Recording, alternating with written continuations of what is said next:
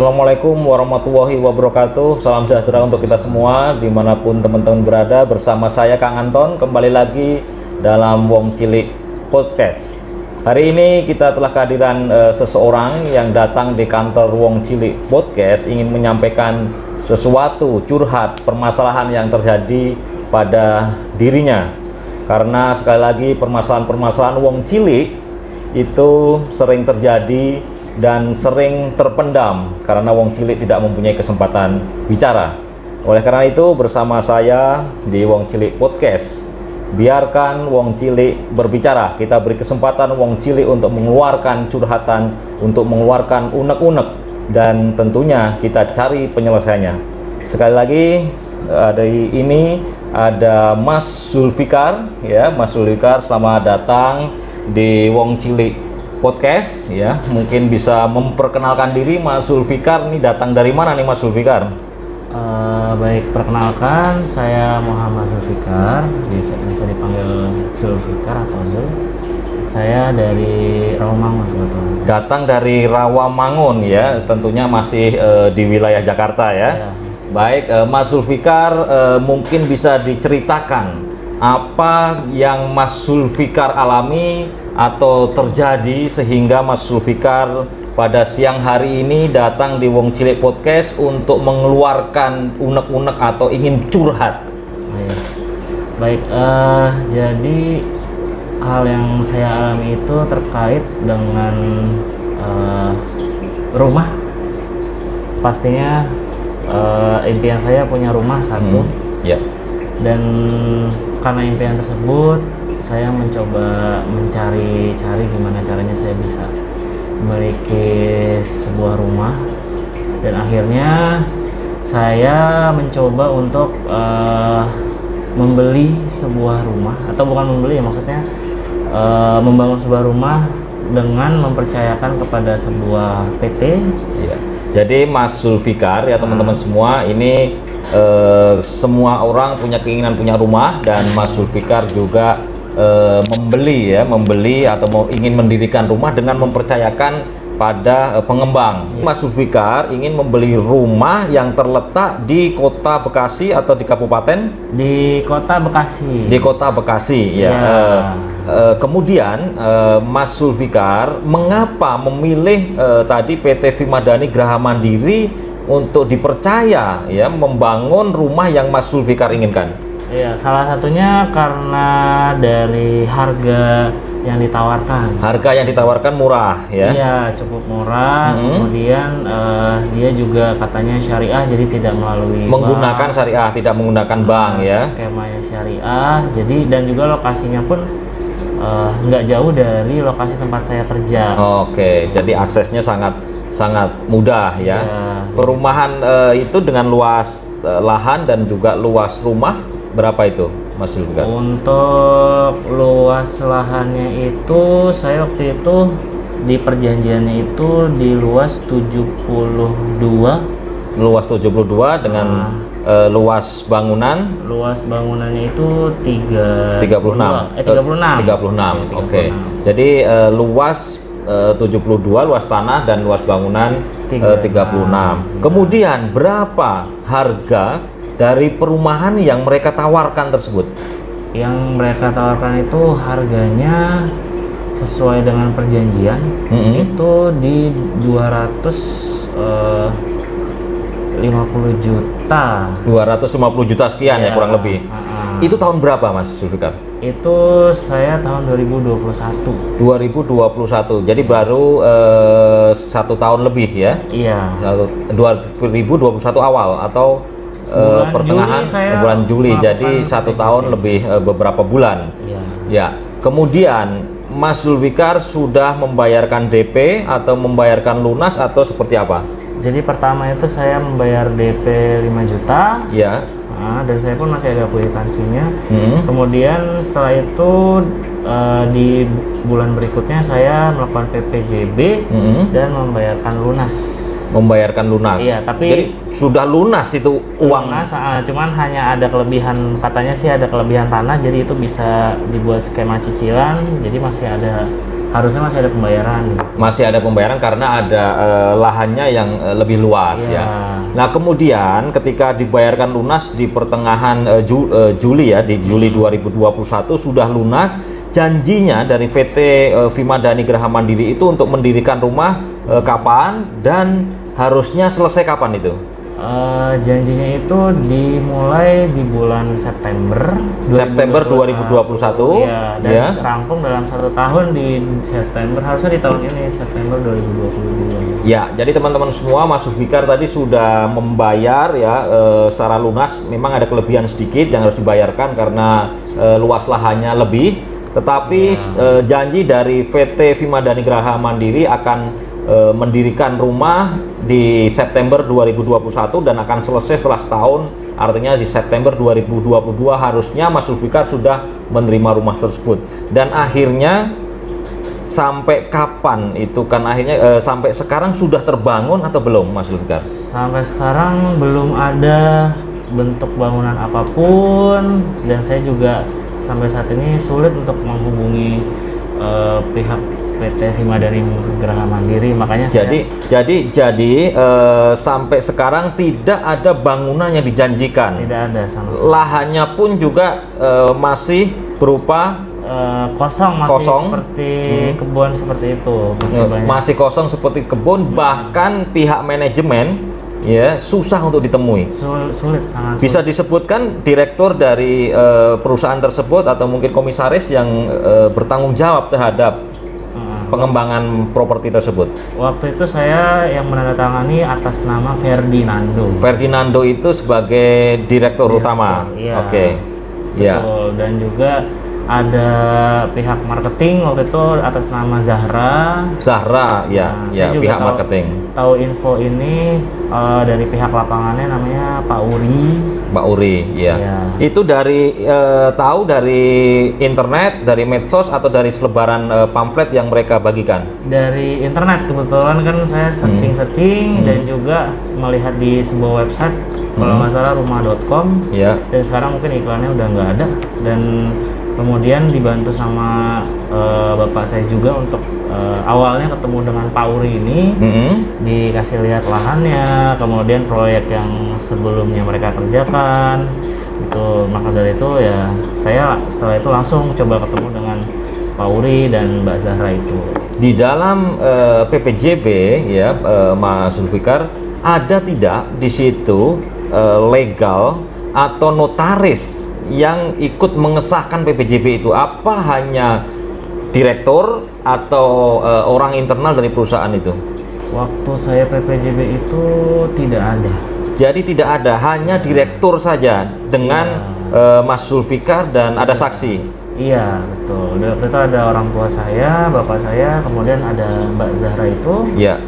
Dan juga sebenarnya ini mungkin bisa dibilang kemudahan saya juga sih Pak. Jadi waktu penandatanganan Pak Ferdi itu sebenarnya diwakili oleh salah satu pihak atau karyawan dari PT Vimadani. Jadi bukan Ferdi sendiri, Pak Ferdi sendiri yang tanda tangan, tetapi diwakilkan oleh pihak manajemen yang lain gitu.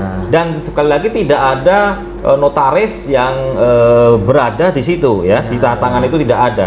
Jadi seperti di PPJB itu seakan-akan memang ada skenario untuk pembohongan, dugaan pembohongan di situ. Baik, setelah itu belum dibangun sampai sekarang, dan apa langkah yang sudah dilakukan oleh Mas Zulfikar tentunya karena manajemen susah dihubungi dan juga rumah juga belum dibangun gitu. Apa langkah yang dilakukan? Langkah yang sebenarnya waktu bulan Oktober 2021 saya sudah coba beberapa kali hubungi Zahra itu, Mbak Zahra itu. Menghubungi itu maksudnya lewat telepon atau datang ke kantor? Ada yang via WhatsApp, via telepon juga, kemudian pernah beberapa kali ketemu juga. Sudah ke kantor? Ya. Kantornya masih tetap di situ? Masih tetap yang di Bekasi itu. Ya. Nah, kemudian saya coba, ini kok belum ada progres apapun. Selama 1 bulan, 2 bulan berjalan, saya juga mulai curiga di situ kenapa belum ada. Saya makanya dari situ nyari tahu langsung ke lokasi lahannya. Ke lokasi lahannya. Dan apa yang terjadi setelah melakukan pencarian tahu tadi? Nah, saya coba bertemu ke RT setempat. Iya. Itu di bulan Oktober. Ya, Oktober 2021. Iya, di bulan Oktober. Kemudian si Pak RT ini coba mencari tahu pemilik lahan yang sudah saya survei itu, yang sudah diberitahu oleh pihak Vimadani. Ya, jadi mendatangi ketua RT, kemudian Ya. ketua RT melakukan survei atau mencari tahu siapa sebenarnya pemilik lahan itu. Iya. Dan akhirnya ternyata lahan itu belum ada transaksi. Memang lahannya dijual berdasarkan pemilik lahan katanya, cuman belum ada transaksi atau info apapun. Jadi PT Vimadani Graha Mandiri atau FGM tadi belum melakukan pembayaran atau transaksi apapun. Belum. DP termasuk belum ada. Belum, kalau berdasarkan info dari pemilik lahannya belum ada apa-apa. Ya, jadi teman-teman semua ini modus yang patut kita perhatikan. Lahan yang belum dimiliki oleh pengembang atau perusahaan properti tersebut, tetapi sudah diperjualbelikan atau sudah ditawarkan kepada calon konsumen, ya. Bahkan calon konsumen tersebut sudah membayar secara lunas. Jadi ini modus awal, harus kehati-hatian bagi teman-teman semua yang ingin membeli perumahan. Tentunya harus dicek dulu lahan itu apakah sudah milik dari perusahaan atau masih milik orang lain yang belum dibeli oleh perusahaan tersebut. Jadi kasus yang dihadapi oleh Mas Zulfikar ini, perusahaan belum membeli atau belum memiliki lahan tersebut tapi sudah ditawarkan. Nah, artinya ketika sudah dicek di lokasi itu belum milik FGM, terus apalagi yang Mas Zulfikar lakukan? Nah, setelah itu saya juga kebetulan merekam percakapan dengan Pak RT begitu, kemudian direkam semua ya percakapan dengan Pak RT. Direkam, saya juga ada fotonya. Kemudian saya coba komunikasi kembali ke FGM ini, bagaimana kalau setelah saya cari tahu kok belum ada transaksi apapun, saya bingung gitu. Nah, di bulan November tiba-tiba ditawarkan untuk relokasi. Relokasi di tempat yang lain gitu. Iya, di tempat lain, bukan di lahan tersebut yang di Kota Bekasi ini. Cuman masih di Kota Bekasi begitu katanya. Karena mereka bilang kalau misalnya emang mau lebih cepat, silakan Pak, kami ada lokasi lain gitu di lokasi. Ditunjukkan Mas Zulfikar datang ke lokasi tersebut? Datang, saya datang langsung. Di situ juga ada bersama Mbak Zahra yang lahannya katanya luas, sangat luas sekali. Dan itu masih berbentuk lahan. Berbentuk lahan, dan sudah ditanya kepada RT setempat juga, siapa pemilik lahan itu? Waktu saya datang itu kebetulan ada mantan RT. Ya. Dan dia tahu kondisi tentunya dengan lahan tersebut ya. Tahu kondisi, katanya iya kemarin sudah komunikasi masalah lahan ini akan dibeli katanya. Akan dibeli oleh PT FGM, tapi belum terjadi. Bukan dengan PT FGM ternyata. Oh, dengan PT lain? Iya, ini direlokasi dengan ke PT lain begitu. Oh, jadi mau dibeli bukan FGM tapi PT lain. Oleh PT lain. Jadi FGM ini katanya silakan Pak relokasi ke rekanan kami PT lain. PT-nya kalau boleh saya sebut. Ya, silakan PT-nya disebutkan. Revati Jaya Mandiri. Revati Jaya Mandiri. Ya. Jangan-jangan ini menjadi PT yang sama ini. Mungkin saya juga. Makanya aduh, ini udah dari bulan Oktober, dari semenjak saya dapat info Pak RT ini, saya udah curiga dan udah nggak percaya dengan FGM. Ya, jadi setelah ditawarkan relokasi, pindah ke lokasi, tetap Mas Zulfikar ada perasaan aneh.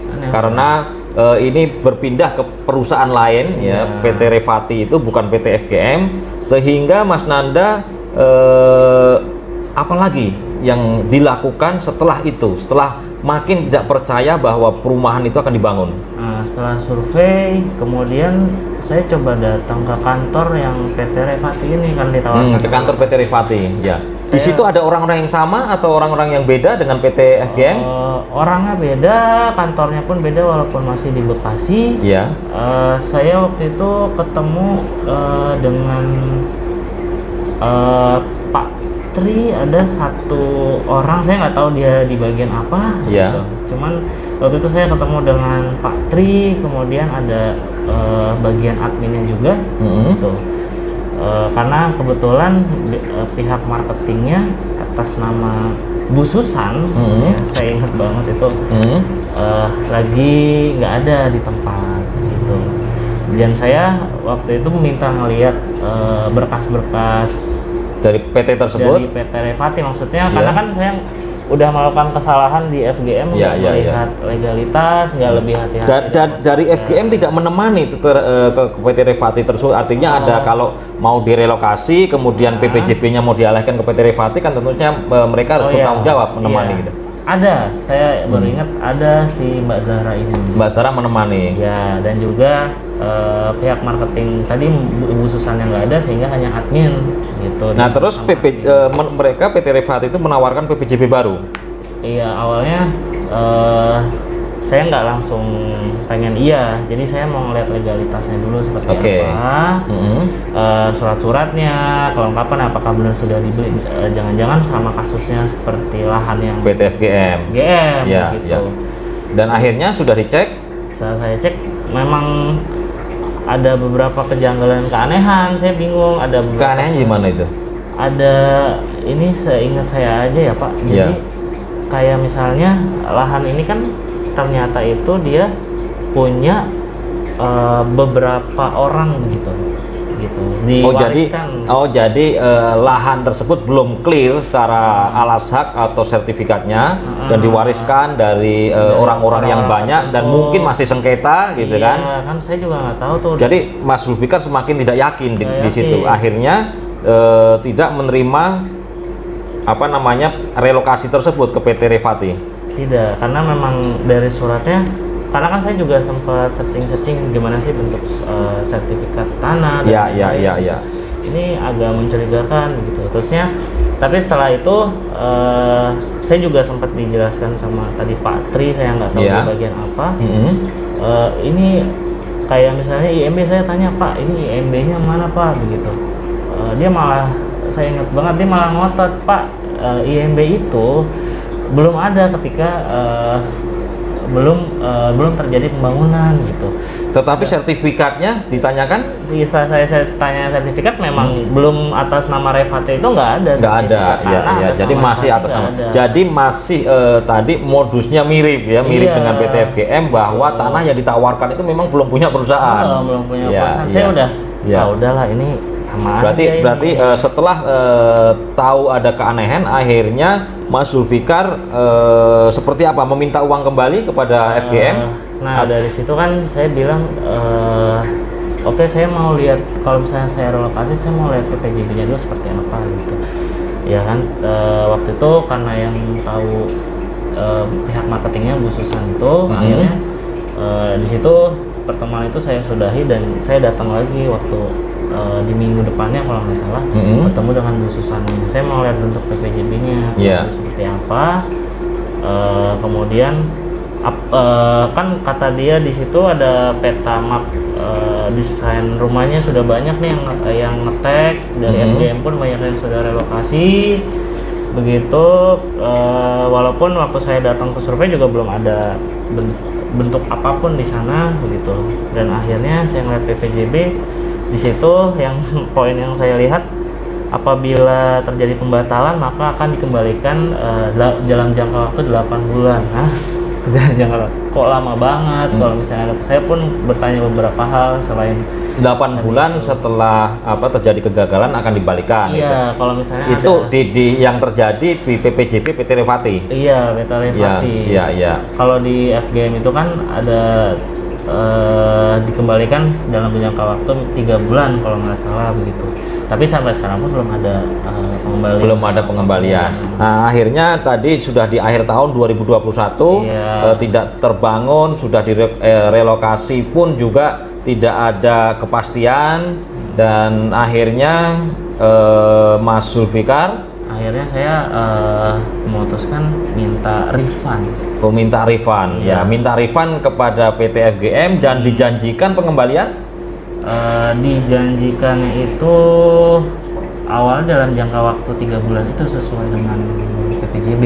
Oh, jadi sekitar awal tahun 2022. Iya, 2022. Ya, teman-teman semua tadi sudah direlokasi, tetapi ada kejanggalan di PT yang ditawarkan, makanya Mas Zulfikar meminta refund pengembalian dan PT FGM menyanggupi ya sesuai dengan PPJB akan dikembalikan pada awal dari tahun 2022. Ya, walaupun terus walaupun sebenarnya saya juga nggak menandatangani apapun karena saya nggak mau terlibat malah jadi, karena kalau saya juga sebelum itu ketemu dengan konsumen lain. Kebetulan waktu saya datang ke kantornya dan di sana nggak ada, hanya ada admin, saya sempat ngobrol sama korban lain ternyata. Oh, jadi ternyata ada korban lain yang banyak ya, bukan hanya Mas Zulfikar saja. Hanya saya ternyata. Jadi di situ beberapa orang itu yang Mas Zulfikar ketahui korbannya. Iya, sebelumnya saya pernah ketemu satu, ada yang mungkin sambil marah-marah ngelabrak juga, dan juga setelah itu saya minta refund, ketemu lagi satu lagi korban yang berbeda lagi. Dia bilang sempat cerita sudah tanda tangan untuk refund, tapi sudah jatuh tempo hampir 1 tahun itu nggak ada pengembalian apapun, dan akhirnya di situ ya udah. Dan akhirnya terkuak di media bahwa banyak yang ternyata banyak tertipu. Saya coba hubungi penganton melalui di situ pun saya juga udah searching di akhir tahun itu. SAP melaporkan di situ banyak korban. Melaporkan melalui SAP law firm ya. Kemudian akhirnya Mas Zulfikar dengan beberapa teman melaporkan ke Polresta Bekasi. Polresta Bekasi. Itu pada bulan apa? Melaporkannya pada bulan di awal tahun 2022. Kalau tahun 2022 saya agak sekitar bulan Februari. Ya. Sekitar bulan Februari Mas Zulfikar dan beberapa teman berusaha melaporkan permasalahan ini ke Polresta Bekasi, dan setelah Mas Zulfikar ketahui di media massa maupun melalui kontak dengan teman-teman korban, kurang lebih ada berapa orang yang menjadi korban? Kalau yang ada di angka 30-an?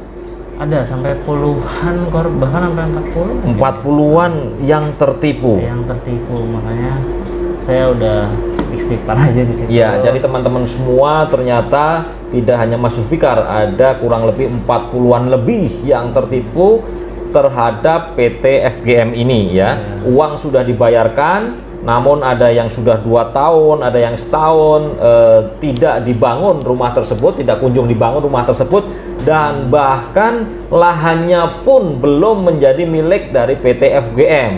Dan ketika mereka meminta refund, kesulitan untuk menemui manajemen ya.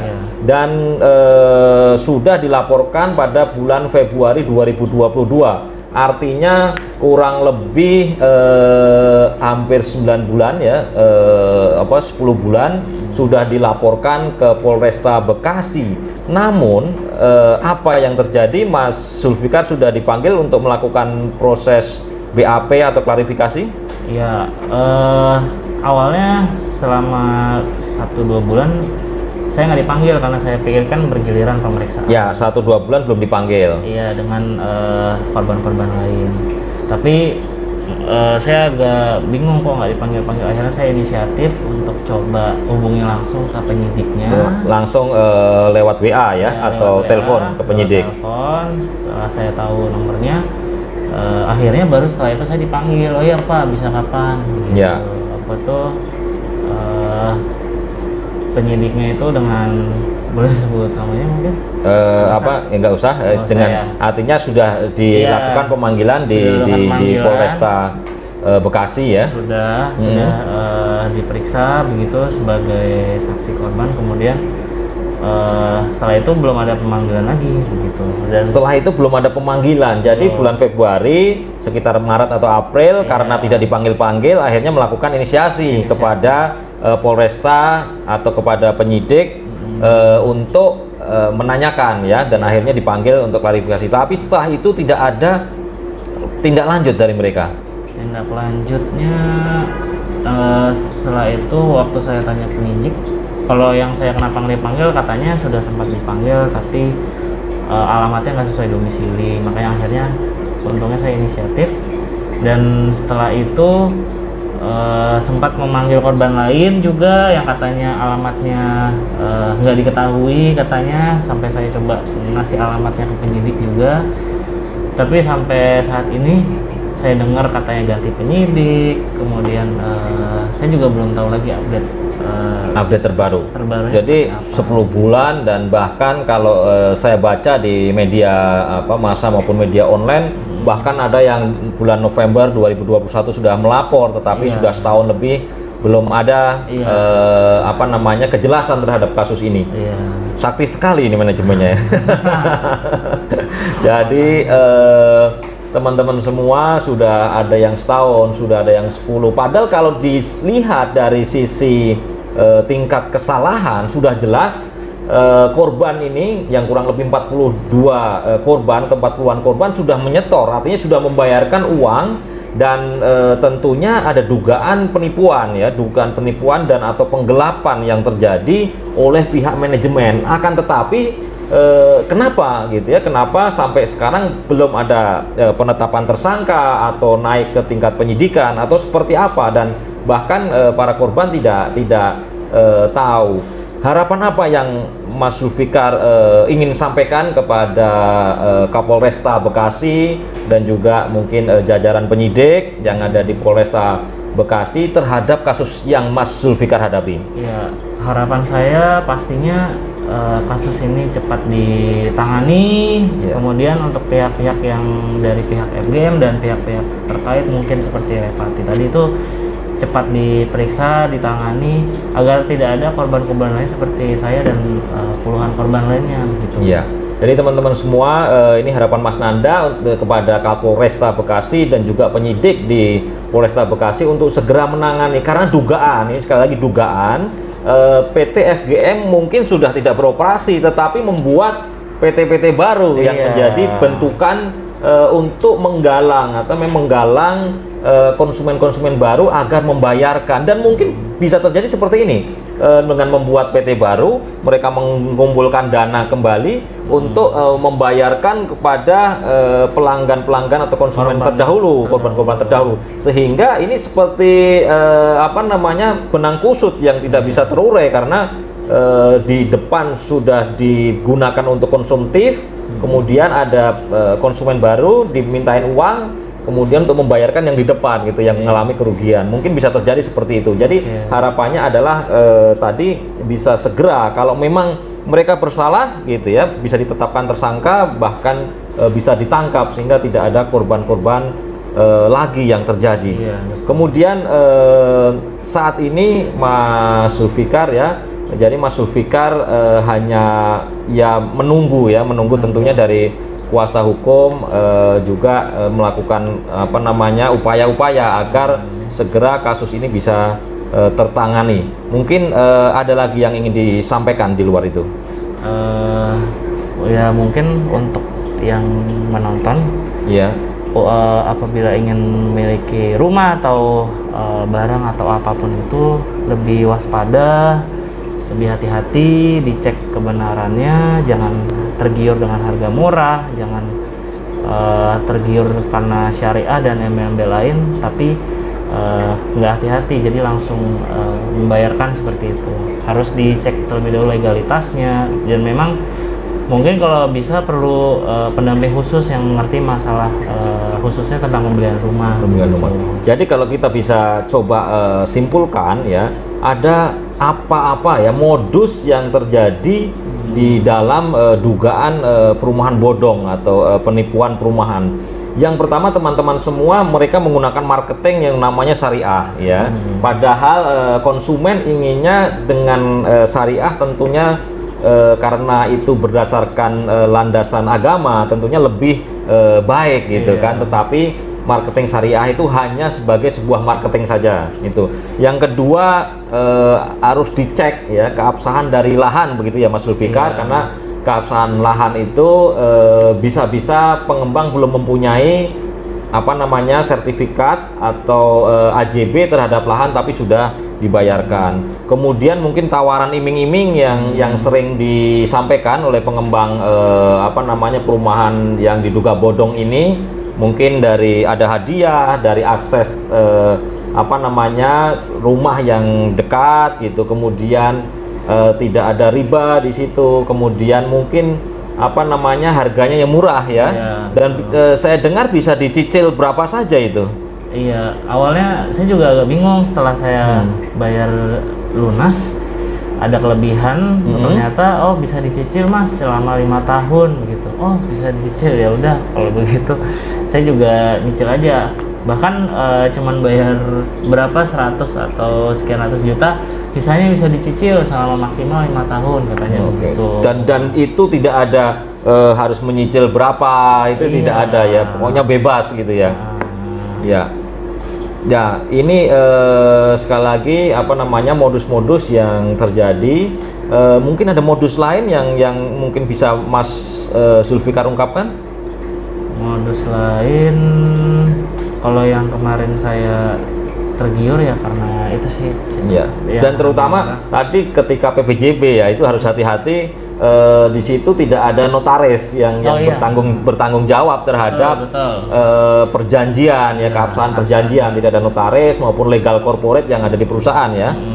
Jadi seolah-olah tidak ada SOP baku dan seolah-olah sudah disetting untuk proses dugaan kebohongan tadi gitu ya. Betul. Tapi saya dengar dari korban lain katanya ada yang di depan notaris, tapi sampai saat ini pun dia juga belum ada bangunan. Bahkan dari PT yang sebelumnya Vimadani sampai direlokasi ke Vimadani juga, kalau saya dengar dari salah satu korban ini, dia di depan notaris tapi kasusnya sama juga, nggak ada yang dibangun, kemudian dijanjikan refund pun juga nggak ada. Makanya saya nggak tahu apakah ada sekongkol antara FGM dengan pihak FGM ini dengan notaris atau bagaimana gitu. Ya, artinya ada upaya-upaya yang mungkin dugaan ada persengkokolan, tetapi realita dari 40-an korban tersebut tidak memakai notaris kebanyakan ya. Betul. Jadi teman-teman semua dalam PBJ awal dari 40 kurang lebih korban yang sudah melaporkan ke Polresta Bekasi tidak ada notaris ketika melakukan PPJB ya. Ada lagi yang perlu Mas Zulfikar sampaikan?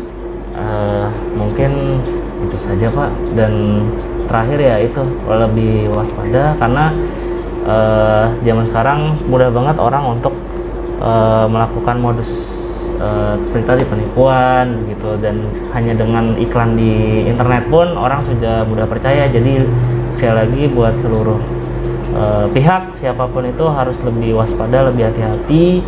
Jangan mudah percaya dengan perusahaan atau pihak yang melakukan jual beli khususnya rumah gitu. Ya, baik, tadi Mas Zulfikar sudah sampaikan kepada kita semua bahwa penipuan itu bisa terjadi di mana-mana, bisa terjadi di sekitar kita, khususnya dalam pembelian rumah.